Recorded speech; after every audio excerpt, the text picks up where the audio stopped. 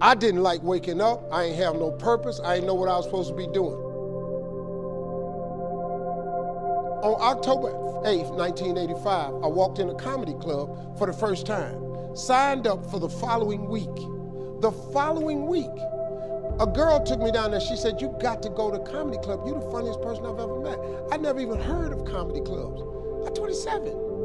I walked in the comedy club. I signed up for the following week. I'm gonna sit here and learn. I knew I was funny. I just didn't know what to do with it. They had 10 acts go up. 9 of them went up. I didn't laugh at one joke. I was just sitting there just, man, I wish that was me. Man, they should have said this. Every joke they told, I knew the punchline before they said it, and I wrote a better punchline in my mind, what they should have said. It got to guy number 10, they called his name, he wasn't there. They said, well, he's not here, we're gonna go to next week's list. Steve Harvey, where are you?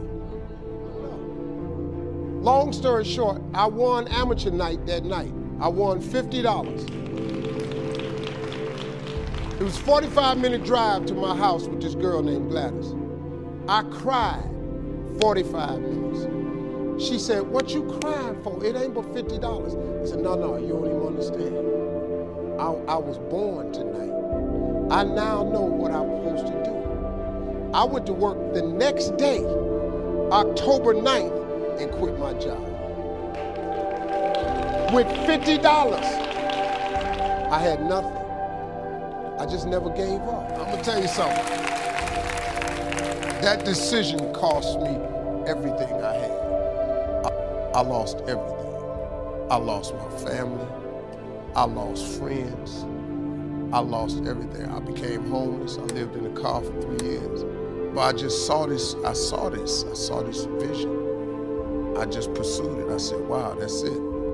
You have to take chances in life. Life is about risk.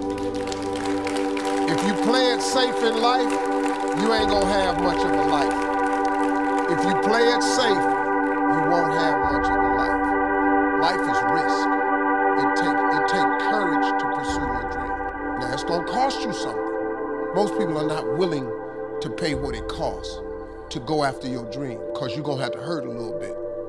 And most people don't like being uncomfortable. If you don't wanna be uncomfortable, please do not pursue success, because success is a very uncomfortable feeling.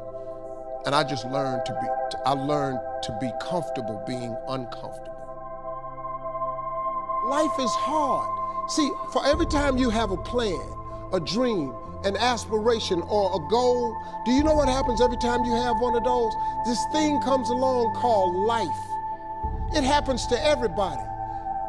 Life has disappointments, it's got peaks and valleys.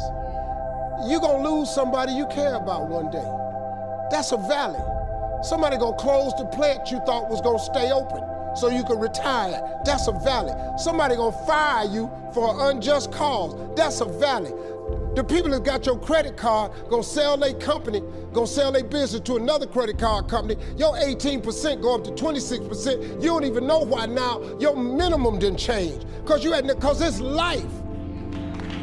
You can stop thinking that life fitting to be easy, because I got news for you, it ain't. That's a false hope to think you're gonna have a wonderfully carefree life. That's unthinkable. We all live in this bubble. What you gotta do, you gotta put more air in your bubble. You got to blow your bubble up. Expand yourself. Take yourself out your comfort zone. Do not live in your bubble. Put some more air in your bubble. If you stay in your comfort zone, that's where you will fail. You will fail in your comfort zone. Success is not a comfortable procedure. It is a very uncomfortable thing to attempt. So you gotta get comfortable being uncomfortable if you ever wanna be successful. Start putting some pressure on. Put some pressure on yourself. Get out here and get about it. Look, I'd love to sugarcoat this thing for you. I'd love to tell you, look, you can go out here and get rich, do a couple of things. That ain't happening. You gotta get real doggish. You gotta get downright funky if you wanna make it. Now, like I was telling you before, if you wanna be ordinary, you ain't even gotta listen to me. Just go on about your business. If you think ordinary is cool, ain't no problem.